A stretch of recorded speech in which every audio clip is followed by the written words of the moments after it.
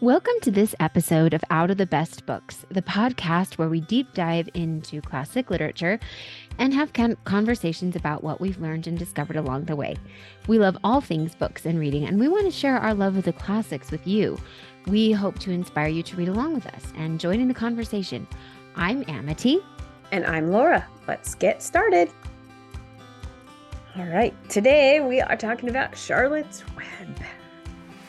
Yep, this is truly a great American classic, I think. And I wanted to say that several years ago, I listened to it narrated. It was the audiobook narrated by E.B. White. And I think it was done maybe in the 70s, which I don't know how many audiobooks they were doing at that point in time. So it was kind of like, obviously like not the best recording, but like to hear his voice, I just loved it. I was like, that's how he was hearing it as he was writing it, probably. This is how he wanted it to be read. And I just loved it. I tried to find it again just on, like Hoopla or Libby or Library to Go. And I couldn't find it. I couldn't find it. But maybe they have it like on CD or something at the library. Or I'm thinking that's probably where I heard it before several years ago. But yeah, it was fantastic. Yeah, full disclosure. Until about 2 weeks ago, I thought E.B. White was a woman. Honestly, I'm glad that you said that because until I listened to him narrate the audiobook, I thought so too. So yeah, because it's pretty vague. It's just E.B. White. It could be anything. And there's lots of authors, female and male, that have just their initials. So who's to say? But yeah. So when I heard him I think probably because I could think of more women's names. I could think of more women's names that start with E. I don't know. It just, to me, it sounded, anyways. So yeah, I was surprised.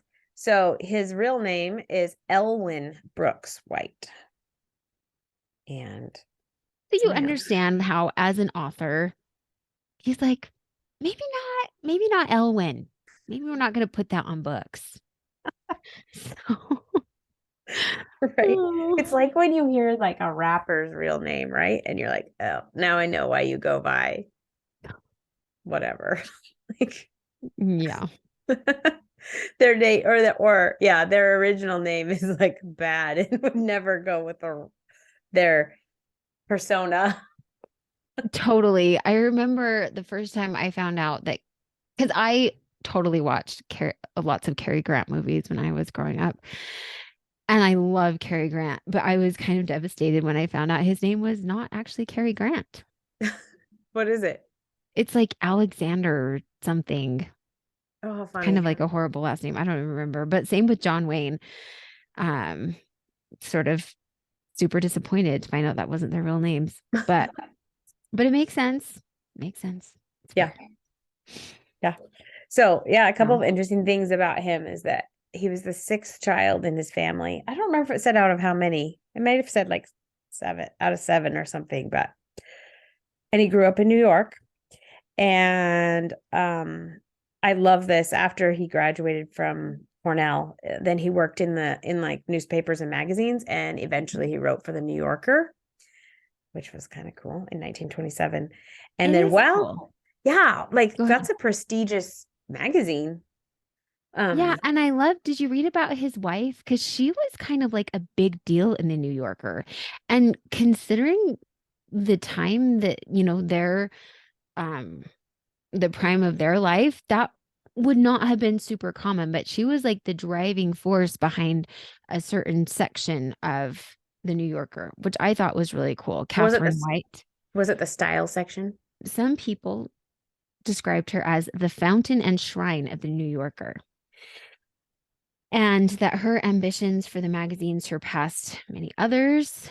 She pushed the main, like, editor-in-chief guy, whatever, owner, to publish serious poetry. So it looks like she kind of had her hands in lots of different parts. So she proved to be deft at handling fiction, nonfiction, poetry, and casuals.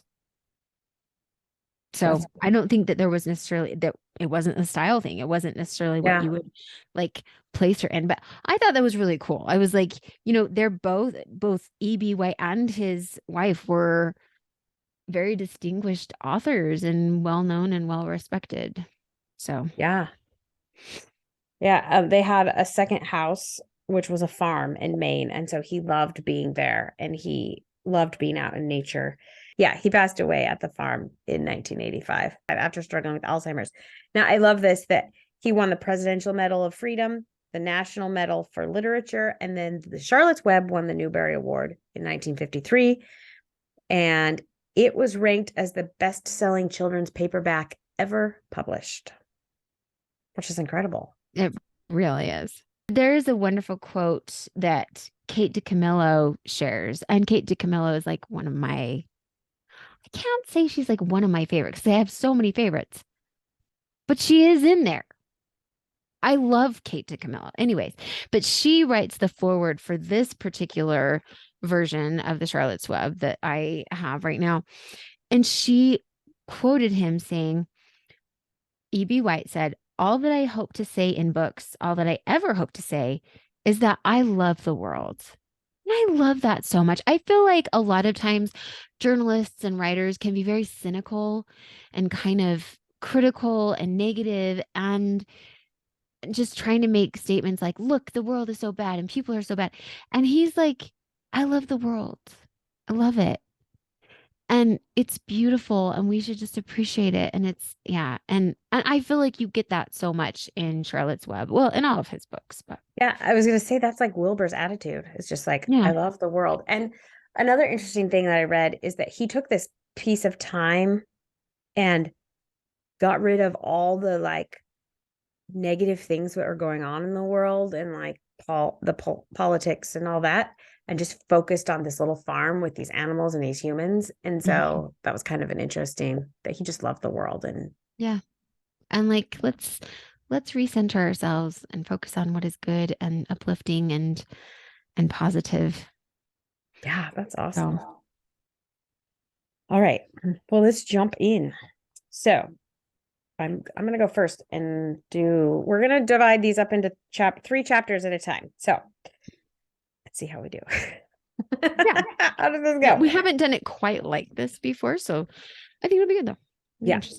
Okay, so the book starts out one morning. A little girl named Fern Arabelle and her mother are setting the table for breakfast, and Fern's father is heading out to the hog house carrying an axe. And of course, Fern follows him out, asking why he's taking the axe with him. And Mrs. Arabelle says, "Well, one of the pigs is a runt. It's very small and weak, and it will never amount to anything. So your father has decided to, quote, do away with it. The little pig will most likely die anyway." So I think like most little girls would do, does not like the sound of this and runs after her father and tries to wrestle the axe away from him. He tells her, I like his conversation with her. He's like, "You need to control yourself."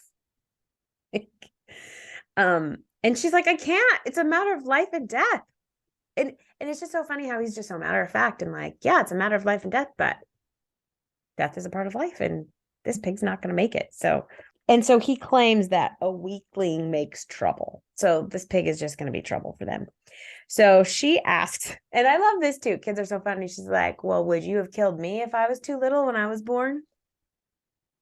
I think kids have a hard time with like, well, a lot of people have a hard time with distinguishing between humans and animals, right? Like some animals in kids' minds are equal to a human life. So Totally. that's what she thinks. Yeah, I like that. I wrote, she asked him if he would have killed her if she had been more little. And I said, she has a point. So eventually her dad agrees to let the pig live if Fern will take care of it. And so she feeds it with a bottle. That's what she starts doing. She just basically starts feeding the pig with a bottle. And he's just like, "You're going to totally take care of this pig." So later that morning, the kids get on the school bus and Fern I love this because this is how I was as a little kid, has all these dreams about everything she's going to do with this pig and like what she's going to name him, which is hilarious because Wilbur is the most beautiful name she can think of. Wilbur. Yeah. which is so funny because I think because of this book and having been familiar with it since I was little, I've always just thought of the name Wilbur as a pig's name. And so I can't think of it as a person's name. So like learning about Orville and Wilbur Wright or anybody else, like I'm like, that's a horrible, like that's a pig's name, just in the back of my mind. So I don't have her perspective on that. But Yeah, that reminds me of my great grandpa's name was Orly. oh, okay. That's like a pig's name. That to me, that sounds like a pig's name, right? But I mean, he was born in 1900, so anyways, that's just kind of funny. Yeah, Wilbur, the most beautiful name she can think of. So Fern then just goes on to take care of Wilbur. She always feeds him first before herself, which I love. He eventually moves, he has a box in the kitchen, and then he eventually moves to a wooden box of straw outside. And she thinks of her pig as her, quote, baby. And she pushes him around in the baby carriage with her dolls. Her brother makes fun of her and the pig because he's so small. But as time goes on, Wilbur just keeps getting bigger and bigger and probably eating more and more. And Mr. Arabelle, he doesn't want to keep feeding him. So he's like, we got to get rid of him. So Mrs. Arabelle suggests that Fern sells the pig to her uncle and aunt, the Zuckermans, who live down the street. So then she can go visit him if she wants, and he'll be alive and just down the street. So she sells Wilbur to her uncle for $6. And she vows that she's going to go visit him as often as she can. Wilbur moves into the Zuckerman's barn, and he lives in the lower part of the barn underneath the cows in a manure pile. So contemplate that. That's awful. What a comfy place. And pigs must really smell. And Fern goes to visit him every day. I mean, can you imagine sitting there visiting him? Like she sits on that little milk stool and visits him every day in his pile of manure. It's very stinky. I will say though, like if it's, I don't know. Well, maybe I'm thinking about compost, but okay. A little insight into my growing up years. My dad would order a large pile of manure every year for us to like dig into the soil, right? But it was sort of like it's not dehydrated, but it's like drier. So it's not just like this wet poop. It's like dry manure. And honestly, it smells, but it's not bad. It's really, to me, it's not a horrible smell. And I think when you mix that with the rest of the smells of the barn, the hay and the smells of the animals, it kind of it's just the barn smell. I don't know. Yeah. I don't know if it would be that bad. Right. Obviously, if it's just like a pile of fresh poop with like flies and everything, but maybe if it's more like that dry manure stuff. Well, we know that something in the barn takes care of the flies. So yes, so there's not flies flying around. Okay, so one day Fern doesn't come to visit Wilbur and he starts feeling sorry for himself, which I love Wilbur because he's so dramatic. It's very dramatic. Like a 2-year-old. He like throws himself on the ground and cries and sobs. So he's feeling sorry for himself. And he says at 2 months old, he's just so tired of living. And he doesn't like being trapped in the small yard. So a goose shows Wilbur a loose board in the fence and tells him, you can push through it and get out. So he does. And now that Wilbur's free, he doesn't know what to do or where to go. So the goose tells him, you can go anywhere you want. And so Wilbur does. He starts exploring the farm and he's jumping and skipping and twisting and just having a great time until Mrs. Zuckerman sees through the kitchen window that he's gotten out. And so she yells for Lurvy, which also I think is a great name, Lurvy. Yes. Yeah, he's the hired man on the farm to go and catch Wilbur. And so there's this big ruckus, whatever, where they're both trying to catch him. And the animals are egging him on to stay free. And he's just running around and they're trying to get him to come back. So Wilbur decides he doesn't like all of this attention. And he says, if this is what it's like to be free, I believe I'd rather be penned up in my own yard. So eventually the humans are able to lure him back into the barn with a bucket of slops. And while he's enjoying his snack, then Lurvy and Mrs. Zuckerman, they fix the loose board in the fence, and they comment on what a good pig he is, or what a good pig he will make. And that makes him it makes him feel safe, happy, and tired. And so as he lays down in the pen that night to go to sleep, he says, I'm really too young to go out into the world alone.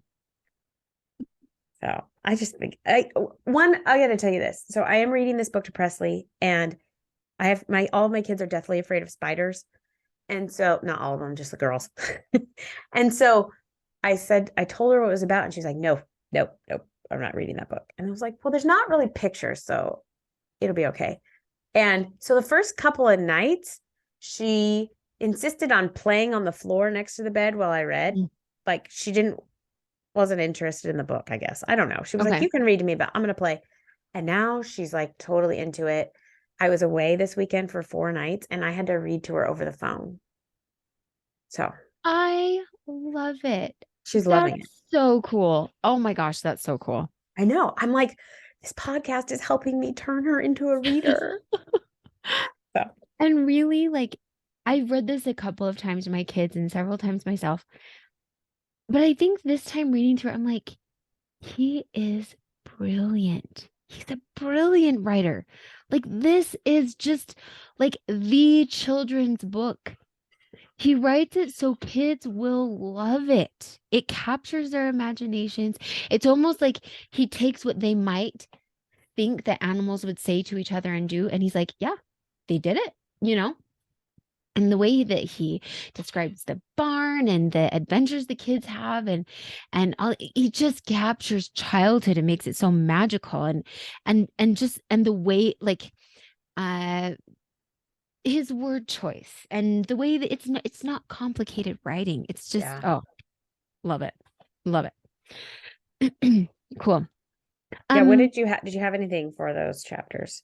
Just a couple of things. First of all, I wanted to kind of focus in on Fern and just like, here's my overarching thought is I feel like not only is this a wonderful children's book, it's a wonderful book to read to your kids and stop and have conversations along the way about so many aspects of growing up and things that have to do with like appreciating nature and learning as we grow.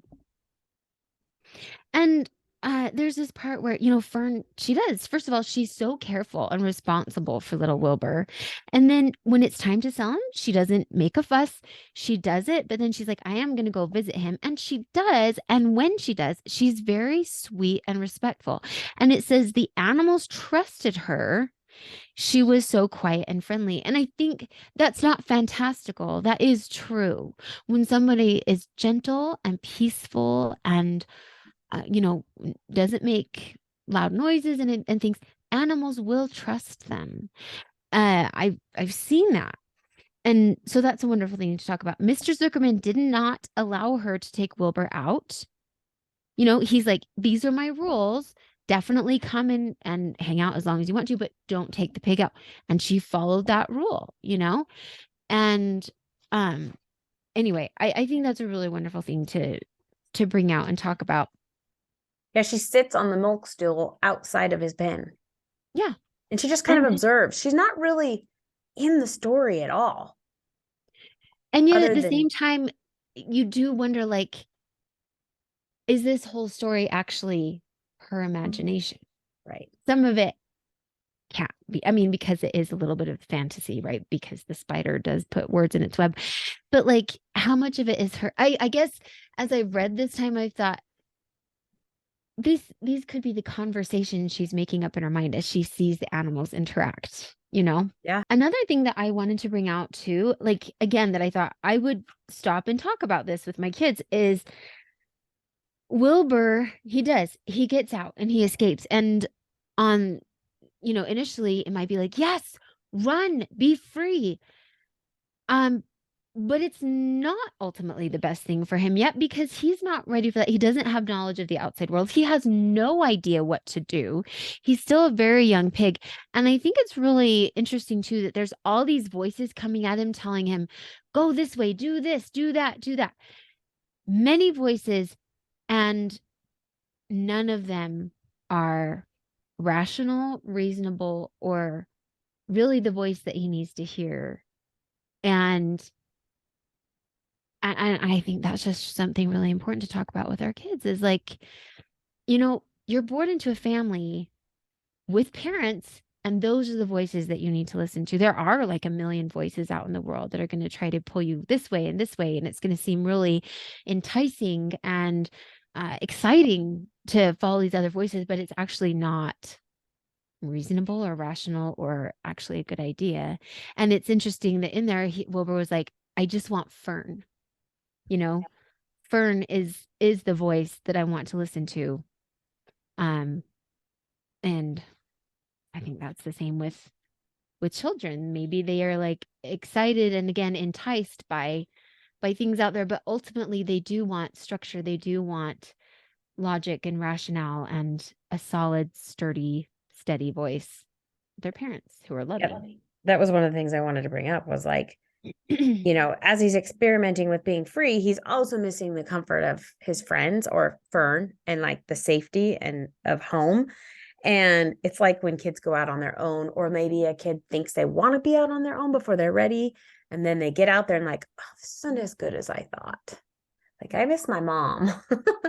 It just makes me think about me and then my own kids when they left. And then they're like, all of a sudden, what's funny is they leave home, especially if they go, I haven't had a child leave home and stay in town, but like them being far away from me, they all of a sudden want to talk to me on the phone. And I'm like, you haven't talked to me in 2 years. I don't know what's going on, but all of a sudden they want to talk to you. And it's like, it's great. Yeah, no, I think it's really funny because Addie, of course, she lives at home, but she's working at a nursing home, and she'll like call me whenever she's on break, pretty much. If ever anything has happened that's a little bit hard or difficult, like somebody just passed away, or this person just tried to strangle this person and it's in the memory care unit, or like this person just yelled at me, or like every little thing. And I told my husband, I was like, I didn't know I was going to be Addie's like emotional support while she's working here, but like, I'll take it. 100%.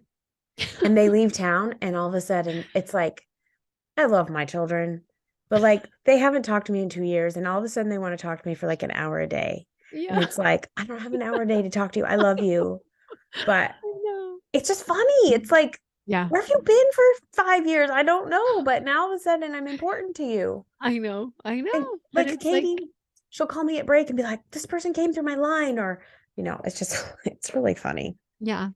It really is great though. And I just need to cherish it more. I just, like you, I feel like the call is always like when I'm trying to coach my Matthew's soccer game, or like I'm right in the middle of something with the other kids, or I'm about to go into a doctor's appointment, or it's true. I love talking to you. I do have like 5 other kids who are involved in stuff too. Anyway. It's true. So the other thing I had about this was like my mom told me about when she was a child, they had a lamb that the mother rejected. And so they had to feed it with a bottle, which happens on the farm all the time, right? And my sisters had that too, where like they'll bring a lamb into the house and the lamb like lives in the house for a while. And it's just really funny. But my mom said like once it was old enough and had gotten strength and stuff and it was done drinking the bottle, they put it outside with the other sheep. But it always thought it was a human. And so they would have to like close the door really fast or she would try to run in. Anyways, that's kind of how Wilbur is. He's just like, I don't know. He has a hard time adapting to being an animal out in a pen. 100%. Yeah, that's a really good point. He does not, it's like intuitively he knows that he's a pig, but he cannot grasp that completely. Exactly. Kind of thinks that he's more than that. Yeah. Yeah. Very good. Okay, chapters 4 through 6. So He kind of experienced this before, but Wilbur suddenly becomes acutely aware of how lonely he is, and he feels that love is more important even than food. And that's a big thing, even for a pig, especially for a pig. He desperately wants a friend. Wilbur asks the goose to play with him, and the goose is like, I can't play with you. I'm sitting on my eggs, and this is like a full time commitment, which is fine. The lamb who says that pigs mean less than nothing to me. And I think it's really interesting that like the sheep and the lambs are the grumpiest characters throughout everything. I think the rat, Templeton, is supposed to kind of be the villain, but like the sheep and the lambs are just mean. They're the barnyard bullies in a way. And he does ask the rat, who's Templeton, and Templeton's like, play? I don't know the meaning of the word. So Wilbur is so dejected, he sobs on the hay, and Zuckerman and Lurvy, like you said, he's the hired hand, think there's something wrong with him. But then he hears a voice that will change his life and his world. And it's the voice of Charlotte. She tells him she'll be his friend, but he has to wait until the morning to meet her. So I love the beginning of the next chapter because it talks about how he can't sleep because his mind is full and his stomach is empty. He couldn't eat because he was so lonely. And so when your stomach is empty and your mind is full, it's really hard to sleep. That's true. And so in the morning, though, Wilbur can't wait any longer. He wakes up several times and he like talks to different people, and finally he can't wait any longer, and he's like, attention, he gets the attention of everyone in the barn. It's still very early in the morning, but he's trying to find his friend from the night before. He's like, will the party who addressed me last night please make themselves known? The sheep informs him that the quickest way to spoil a friendship is to wake somebody up before they are ready. Morning hours go on. After breakfast, Wilbur hears the word salutations. And that's how he is first introduced to Charlotte, who is a large gray spider who lives in the corner of the barn door above Wilbur's pen. So they talk to each other. They kind of get introduced a little bit. And, Charlotte, one of the first things that she does is she shows Wilbur how she chops flies and explains that she must eat their blood. That is her way, and that's how she lives. But I love how she's like, well, this is the truth. It may be distasteful, but it is the truth, and I have to speak the truth, and you may not like it, but you are brought food. This is how I was designed. This is what I do. And she explains the genius of nature, and although it may seem cruel, her catching bugs as she does keeps the bug population in check, as we talked about. So we also, at this time, we get this little aside from the goose, who is like, oh, poor Wilbur. Like, he's so sweet and so innocent, and he does not know what is awaiting him at Christmas time. It's like everybody in the barnyard knows, except for Wilbur. So it's now early summer, and we get, sort of like I mentioned before, this childlike view of just how magical summer is and can be. And honestly, as I was reading it, I was like, I think I need to cancel all of our summer commitments and just be in the summer. We need to like go find a farm or just go live in the mountains or something just all summer, just so we can have like a magical summer, because it's just so beautiful. It just, just let the kids wander. That's a great idea. Yeah, I'm really trying to figure out if I can pull it off. I think I could. So the goose's eggs hatch, and Charlotte announces it to the whole barnyard. And I thought this was really funny because she's like, after 4 weeks of just very steady commitment, unremitting effort, I think is what she says, 7 goslings have hatched. And the goose is like, thank you. She's like, yeah, that was a lot of hard work. And yeah, I did a really good job. And I think probably my favorite part, though, is that out of nowhere, like we haven't even heard about him before, but out of nowhere, the gander is like, thank you. Like, that is so funny. I'm sorry. I feel like that's E.B. White's little, yes, here's men's contribution. to childbirth, Good job, dude. You did it. Yeah. Neat. Congrats. So there is one dead of an egg, which the goose gives to Templeton, and both the goose and the gander, like, nobody trusts Templeton the rat. Nobody really likes him, but they give him this dead of an egg. But everybody knows that, like, he has no morals, and he could very well attack and kill a gosling. Like, he would do that. And so both the goose and gander are like, you can have this, but if you so much as like poke your nose in the direction of our goslings, we will trample you to death. You know? Anyway, so he takes the egg off, and Charlotte just warns the barnyard. She's like, if that egg ever breaks, the entire barnyard is going to stink so bad. So anyway, that is those chapters. Yeah, that reminded me of, like, I mean, I don't know if anybody actually dies and hides Easter eggs anymore, like real ones, because we don't. But I mean, you might dye eggs, but usually don't hide them, because when we were kids and you would hide one, especially if you hid them in the house and you didn't get them all, in a couple of months, you would smell something and be like, the most horrible smell ever, and not be able, and then you would find the egg and go, oh yeah, somebody didn't find the last egg. It smells so bad. Anyways, it reminded me of, like, this might be why we don't do that anymore. And everybody in the barn is, like, worried about the smell. Yeah, they are. It's like they're kind of living actually on eggshells because they are worried, because at some point it is going to break. So yeah. I'm like, what is Templeton going to do with it? Just keep it? He's just a pack rat. He just wants to keep everything. He won't throw anything away. So he's just going to keep it. He's not going to eat it. He's not going to keep it. That's funny. That's true. I mean, that's kind of what they do, right? Like, gather stuff. The other thing I thought was funny is how he describes Charlotte. And I think Charlotte scares Wilbur to death. Like, at first, he's like, I don't know about you. Like, you're killing all these flies. And she tries to explain it, why she needs to and how it helps him. But he describes her as fierce, brutal, scheming, bloodthirsty, everything I don't like. And then he says, how can I learn to like her?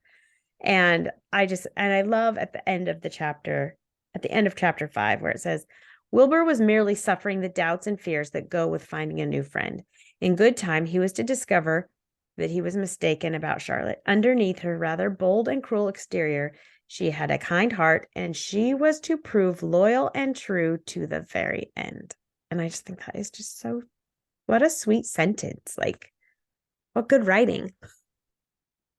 Excellent writing. And again, one of those moments that you can stop and have a discussion and really talk through that. Like, what is it that makes a good friend? And also be careful to not judge someone on your first impressions, and also recognize that sometimes people have personality traits to help them survive in this world and help protect themselves. But underneath what may seem like a very harsh and sort of an exterior that might push people away initially, there is also these incredible traits of friendship that make them the very best kind of person. And I was actually talking about that with my kids today, about this idea of our strengths are also our weaknesses. Like, those areas where we have strengths in other situations, that can be a weakness. And that goes across every aspect of life, But so we just need to be careful that we don't judge people too harshly, and that we try to look and see the whole person and find out where their heart is, because that's really what helps us to know what kind of person that really is. So I always find, like, even when I decide or meet somebody and decide maybe I don't care for them or whatever, if I actually get to know them, the real them, then you end up liking them. Because you just, like, see all of them and understand maybe where they're coming from or whatever. But I was also thinking, like, often when you're going through something that's hard in life, it's surprising who shows up and who doesn't. And so like for me, like reading this, I was like, Charlotte scares him to death. Like in the end, he would never have thought that she was going to be the one that like saved him. Yeah. So, yeah. It's just interesting. Yeah, definitely. Well, and I was just looking at like, you know, the idea of weaknesses are strengths or strengths are weaknesses, whatever. So some might look at her fierce, brutal, scheming, bloodthirsty as weaknesses. Those are her low points. But those are also exactly what she employs to save her friend, because she is scheming. She's fierce and she will do whatever it takes. And she doesn't actually end up hurting anybody to do it, but she is quite the schemer. And so she uses those things that may be seen as a weakness to save her friend. So. Yeah, I like that. I think I've heard in the past, our weaknesses are just our strengths overused. So that's kind of what you're saying, but like, very good. Yeah. And that's how she is. That's just great. I love Charlotte. Yeah. I just really love how he describes summer. And, you know, he goes through and talks about the birds, and early summer days are a jubilee time for birds. Everywhere love and songs and nests and eggs. There are plenty of things for a child to eat and drink and suck and chew. Everywhere you look is life. He talks about the hay wagon and how it dumps all this hay, and so it's fine to jump in and perfect to hide in. And just like I said, all these things that would just like completely appeal to a child. I just love it. So yeah. But yeah, that's all that I had for that section. Awesome. Yeah, this has been fun. Okay. So chapter 7 through 9. Okay, so Wilbur starts getting used to Charlotte and her diet. Like, I think her getting the flies and you know, I love how she explains how she's anesthetizing the fly so he doesn't feel anything, and you know, before she sucks his blood. Like, she's literally like the vampire of the story, right? Yeah. But yeah, he's getting used to it. And then he's starting to also realize how what she's doing helps him, keeps the flies away from him and all the other animals.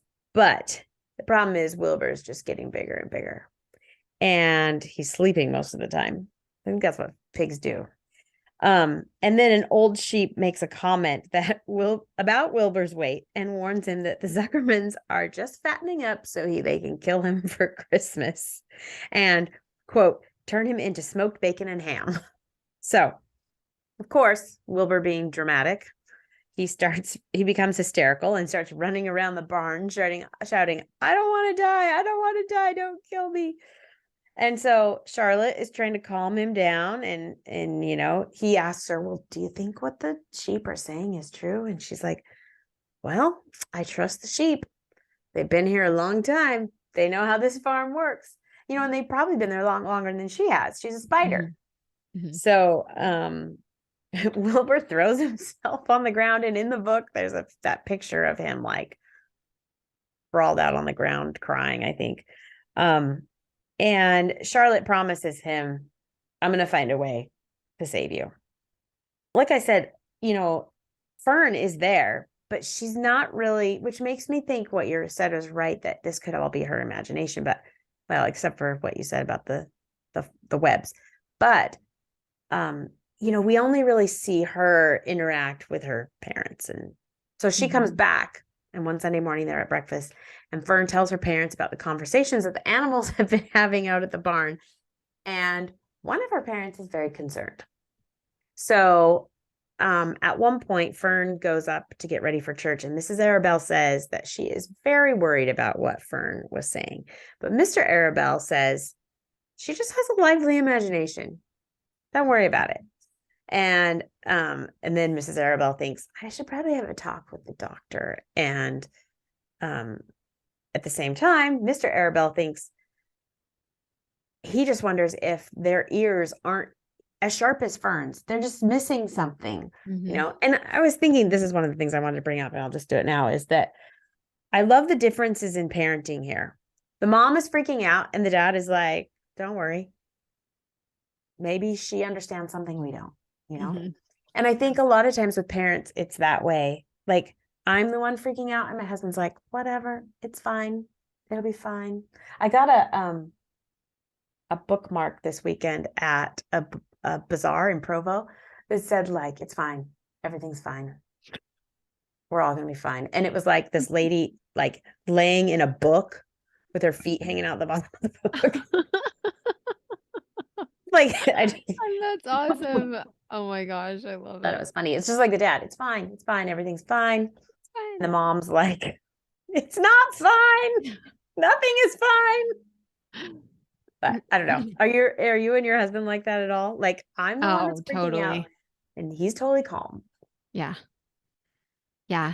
I think that's why it's so important to have the two parents because, and I really like, obviously there's a lot of people who that is not their reality and understood, but it certainly is very helpful when there is somebody who is the good cop and somebody is the bad cop, and then you switch roles sometimes. And maybe calling them cops is not the best way to say it. It's just like one is calm while the other is kind of worked up. And sometimes that's a good balance because sometimes the one who's calm needs to see maybe this is a bigger deal than I think it is, while at the same time saying to the one that's worked up, this is not as big of a deal as you think it is. Right. You know what I'm saying? So, yeah. Yeah, my husband is the one that can like calmly. So like if Presley's freaking out, I'm freaking out. And so he's the one that has to go in and like talk to her calmly and like be loving. And I'm like, I'm out. You got to take over. So, you take it from here. yeah, he's a much more loving parent than I am. I mean, and that's funny because it's not in all things. Yeah. So there's certain situations where I'm better, just not very many. For sure. Okay, so chapter 9, sorry, is where Wilbur watches Charlotte's hard work and talent in spinning webs, and he wishes he could do it too. And so Charlotte tells him everything he needs to know to spin a web. And Fern is sitting there just observing it all, and she's laughing because she's like, this is never going to work. He's never going to be able to spin a web. So Wilbur jumps around the barn with a piece of string borrowed from Templeton that he's tied to his tail. And at first, he's having a bunch of fun, but then he gets frustrated and he starts crying when he jumps off a bale of hay in front of all the other animals and no webs are being spun. So Fern doesn't want to leave at the end of this chapter. Fern doesn't want to leave her animal friends at the end of the day. And Wilbur is again remembering the sheep's warning about Christmas and getting fattened up. And so he again tells Charlotte that he doesn't want to die. And Charlotte reminds him, hey, don't worry about it. I'm working on a plan. I got this under control. I'm working on a plan to save you. And so Wilbur's like, well, how can I help with that? Yeah. Can I move it along? Because I'd like to know what you're going to do because I don't really trust you. And Charlotte just says, keep eating, get plenty of sleep, stay healthy, and stop worrying. I got this. She doesn't know yet, right, what she's doing, but yeah, Wilbur settles in for the evening and Fern heads home. And it says she heads home with her mind full of everything she's seen and heard. So she's just soaking it all in. Yeah. Yeah. Love it. Love it. So yeah, what I wanted to ask you is there ever a skill or something that you wanted to do, but that actually would be impossible? Kind of like a pig spinning a web. Well, I always wanted to spin straw into gold. Oh. Why haven't we figured that out yet? Why haven't we? Where I'm reading a book right now with my kids about alchemists and just the huge amount of effort they went to try to turn common elements into gold. And it was like, it took a long time for them to come to the conclusion it was never going to work. There have been lots of people who have tried to do that. So that's really funny. But like, there's lots of things that I don't know. And the other thing I thought about was, he's young and naive and he thinks he can spin this web. But then he gets embarrassed when all the animals around him are like laughing at him and like, yeah, you couldn't do that. And I was thinking, how many times does a fear of other people watching us fail keep us from trying to do something as adults? Yeah. I think all the time. Yeah, like a baby doesn't have any fear about getting up and walking, right? But which is like such an incredible skill. Like, I don't know if we could really appreciate that unless we lost that ability, like many people sometimes do, like in car accidents or other things, and then had to learn again. But yeah, it's incredible. Yeah, they have no clue. Like they don't have no clue. They don't have any clues. So yeah, they just keep trying. As adults, we're just like, oh, I don't want to try that. Like kind of like, I don't know, doing our podcast. I was like, do I want to do this? What if we fall flat on our face? What if it's awful? Which it might be. I don't know. But anyways, it just keeps us from doing what we want to do sometimes. Totally. Yeah. I think that fear of rejection and what other people are going to say and do and just people being mean, that's horrible. But yeah, that inhibition is huge for me. And I think, well, I won't go into that, but I wish that I didn't have it. I wish I had no inhibition. I think there'd be so many things that everybody could accomplish if we just were uninhibited. I think even at like 18, 19, 20, we still don't have that. Yeah. We still don't have that fear of falling flat on our face in front of everybody. Yeah. It comes later in life. Mm-hmm. Like I've been thinking about, my kids taking college classes. They're not scared at all. Yeah. They're like, there's no fear. There's no like, and me as a 44-year-old woman is like scared to death of every assignment I turn in or every test I take.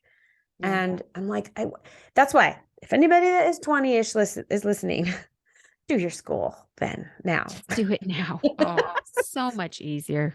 Because before you have all these fears and no time and whatever, but yeah, do it. Seriously. Anyways, what did you have for those last 3 chapters? I love that you pulled that out. Something that I wanted to talk about was just how, like, Charlotte is very, very honest. She says in the very beginning when he first meets her that she can only speak the truth. And she really means that. Even when it's not easy to say or hear, she's not trying to flatter anybody. And she says the truth in very gentle ways, but it's like, he's like, is the sheep speaking the truth when the sheep says, oh, you're going to be Christmas dinner, And she doesn't try to say, oh, no, don't worry about it. Sheep doesn't know what he's talking about. She says, the sheep has been here a long time. We should probably trust what he says, And then later on, when he's trying to spin the web, she lets him have a go at it, and she certainly doesn't make fun of him. But finally, she's like, you can't spin a web, Wilbur. You can't. I'm not going to say, oh, yes, go for it. You can do it. Just keep trying, keep working on. You can't spin a web, Wilbur. You lack know-how and you lack spinnerets. So you can't.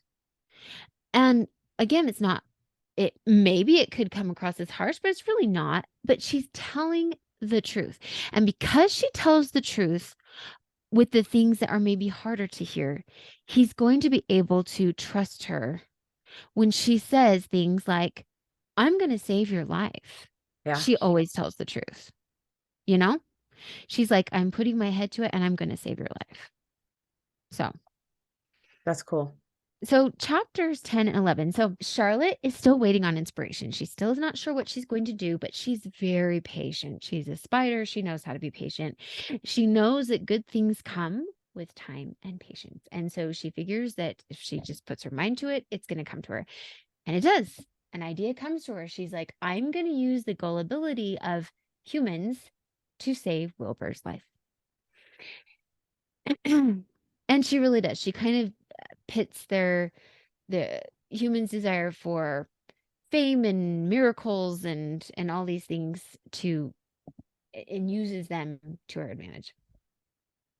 So I had to put this in because maybe it doesn't add to the entire story, but it's just so sweet. So that day, Avery and Fern come over. And again, it's a summer day. So they come to Zuckerman's farm. They have some delicious blueberry pie. Avery has a frog in his pocket because he always got some sort of critter in his pocket. And they go to swing on Zuckerman's famous and very dangerous swing. And it's just like this perfect rope swing that you start up in the loft and just like drops you, and then you swing, and like all the mothers in the valley are terrified of it. All the kids in the valley love it. And I love how he puts in the detail. He's like, kids always hold on a lot stronger than their mothers give them credit for. Kids don't want to get hurt, but they love this swing, you know? So anyway, they just wear themselves out with all this good, wholesome fun. And then Fern wants to visit Wilbur, and Avery goes with her. And that's when Avery, ever the critter collector, sees the big spider in Wilbur's doorway and is determined to catch Charlotte, right? So Wilbur he's just horrified. He's like, what do I do? What do I do? Well, luck, tiny miracles are on their side, and Avery steps into Wilbur's trough. He like tumbles and loses his balance, and the trough falls and squashes that rotten egg that was underneath his trough. And the smell just erupts, and it is as bad, if probably worse than anybody thought. And it immediately chases both Avery and Fern off. And all this time, of course, Fern had been trying to keep Avery from getting Charlotte. And so she was very grateful, but she goes off crying. Avery runs off. So the egg saves Charlotte's life, but it does fill the entire barnyard with this horrible stench. But Lurvy comes with Wilbur's food, and he smells the stench, and he like is investigating. Is like, there's a rat here. And so he like buries all of Templeton's stuff, which helps to get rid of the smell. It's fine, but Charlotte has been saved. So Charlotte begins working on her web. She's going to be using her web to help save Wilbur, and she works long into the night. And the next morning, nature has graced the farm with a fog, which really helps to accentuate Charlotte's web because there's like little dew droplets all over it. And when Lurvy comes to give Wilbur his breakfast, he just like stares at the spider's web. And I love the detail that he like drops to his knees and prays. And then it's like, and then he runs back to the farmyard, to the farmhouse to get Zuckerman. So Charlotte's plan works like a charm. There's some people like Mrs. Zuckerman who are like, I want to check out the spider.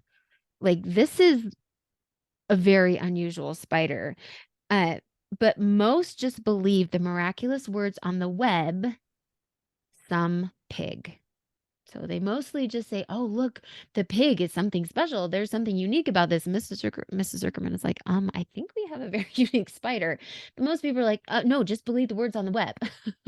We have a very unusual pig. So the whole valley has to come to see the miracle and the miraculous pig. The Zuckermans change kind of their entire way of living to the point that they sort of like neglect their farm, and everything is centered around, like I said, sort of this idea of fame, and everybody's coming to see them. And so they're always dressed in their Sunday best. Lurvy is sort of always poised feeding Wilbur. So that's what everybody sees when they come to see the pig. And in fact, they all like crowd the church on Sunday to see if the minister can give them some idea of the meaning behind all this. And all he says is, the words on the spider's web proved that human beings must always be on the watch for the coming of wonders. And the last part of that I just wanted to share was Fern's take on the whole thing. Said Fern was happy, for she felt that Charlotte's trick was working and that Wilbur's life would be saved. But she found that the barn was not nearly as pleasant. Too many people. She liked it better when she could be all alone with her friends, the animals. So. Yeah, that's interesting. It's like they had a good thing, right? It's just quiet. It's just her and the animals. And then this miracle happens and it kind of ruins it. Kind of ruins the vibe.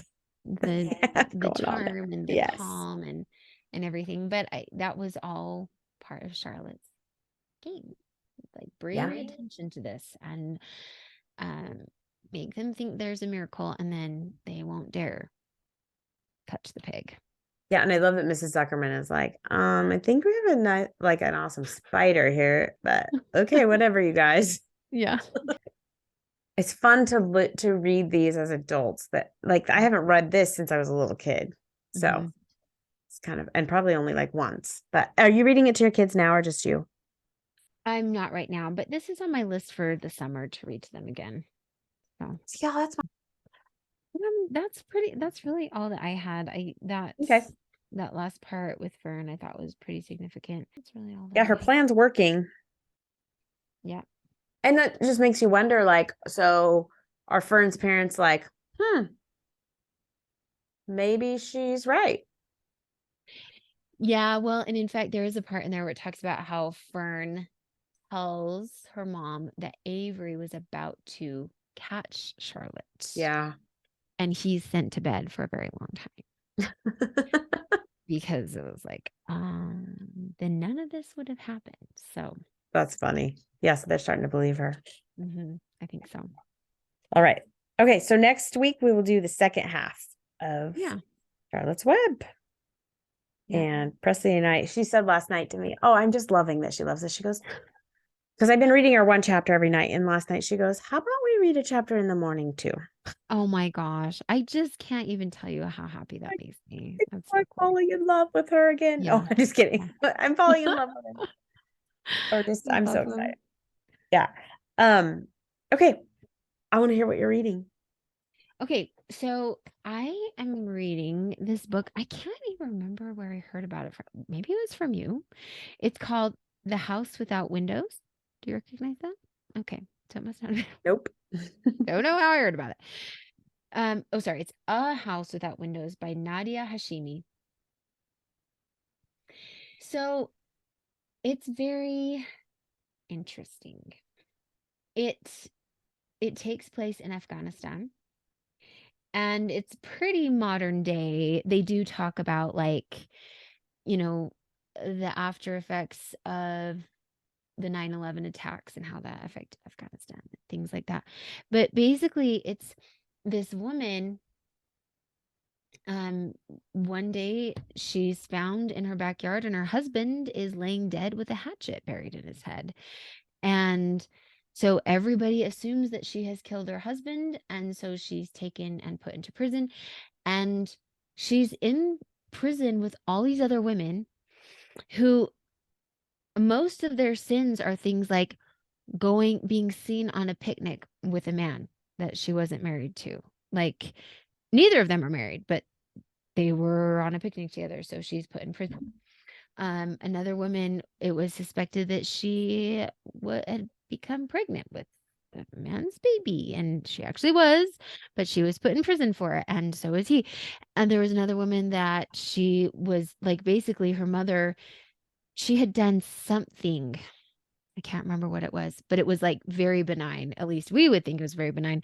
They don't. And so her brothers were going to kill her. It would be an honor killing. So her mother had her put in prison to save her life, basically. So you just see, like, it just kills you. Just the absolute injustice towards women, and just the life that they have to accept. And that is what they know in that part of the world. And it's really difficult. And there's a man who had lived in Afghanistan, and then he moved to the United States, went to law school, and he studied, the laws of Afghanistan. And then he went back as a lawyer to try to help people. And it's very difficult for him because you've got the laws of the land, but then you also have sort of like, it's almost like martial law, that in these little villages, they sort of are a law unto themselves, and they would have been fine just killing this woman on the spot, be the judge, jury, executioners right there. And nobody would have thought they were wrong for doing it, because it's like, oh, look, she killed her husband, even though they don't really know if she did or not. And anyway, so yeah. Are you liking it? Good. You Yeah, do I like do like it. I do like it. like women will, something will happen to their husbands and then they get blamed and then it's an honor killing. Or like, I guess the book I'm thinking of, this woman marries a man that's a different religion. I think he might be Muslim. And I can't remember anyways, I shouldn't even talk about it because I don't remember the name of the book, but it was a newer one. I'll have to look it up. But yeah, anyways, I've read books like that before. That's just frustrating. Like in this book, she marries him. Her brothers, she gets pregnant, and like they're mad that they get married, but she gets pregnant, and then the brothers come and kill him, and basically leave her like disabled because oh my gosh, she did something wrong by marrying this guy that was Muslim. Anyways, just awful. I will look up the name of that book and find it out and put it in the show notes. I don't know what it's called. Awesome. Yeah, it's wild and it's pretty disheartening, honestly, because it's like no matter what a woman does, she is blamed and she is wrong. Even if she's raped, she gets blamed most often, That's crazy. So like what hope do they have? Pretty awful. Right. Yeah. Okay, so the book I want to share is called The Girl in His Shadow by Audrey Blake. Now, okay, so the setting is Great Britain in the 1840s, and this girl named Nora is taken by a Dr. Horace Croft after her family dies in a cholera outbreak. And basically he comes to like help them because he's the doctor, and they all die, and she's very sick, but he takes her in and he nurses her back to health and he raises her, but it's not like a typical childhood. So she learns to draw like, it reminded me a little bit of A Tale of Two Cities because there's like grave robbers. So this doctor is like a experimenter. And so he'll get these bodies and like try to dig in and figure stuff out. Well, she learns how to draw what he's learning. So she's like his assistant. And then she starts assisting in surgeries. But it's dangerous for anybody to know that this woman is helping a doctor or doing anything medically, right? So she's kind of his secret assistant. Well, then a new surgical resident named Dr. Daniel Gibson arrives, and at the beginning, he doesn't have any idea how skilled she is, and she has to kind of go back to being like the proper woman and pretending like she kind of just is kind of like a nurse, but that she doesn't help the doctor out. But she makes a life-changing medical discovery, and then she has to figure out like, am I going to let the men take the credit, or does she let the world know who she really is? I've been really liking it. It's a little bit really good, gory, like as in like the medical stuff is kind of described a lot, but years ago, my sisters and a bunch of our friends were reading a book called Domina by Barbara Wood. And it was about a young woman who wanted to become a doctor and like the struggles she went through with like the limits on women at the time. And so Nan, our friend Nan, was one of the ones that had read the book at the time. I mean, we probably read it 15 or 16 years ago. I don't know. Oh, wow. And so she texted me and she's like, do you remember Domina? This book is even better. Oh, cool. Okay. I'm just loving it. And also this book has a sequel called The Surgeon's Daughter. So now I'm gonna have to go get that one. Yeah. Cool. Oh, how fun. I think you would like this book. Yeah, I think that I would. Good historical fiction. Yeah. Oh, awesome. So good. All right. We're so happy you joined us for this episode. We hope you will join us next week as we discuss Charlotte's Web, chapters 12 through 22. If you have suggestions for books we should read and discuss, please email us at thebestbookspodcast@gmail.com. We would love it if you would leave a review wherever you listen to podcasts and share our podcast with your friends. We want to inspire and encourage as many people as we can to read out of the best books. As Thoreau says, read the best books first, or you may not have a chance to read them at all. See you next week.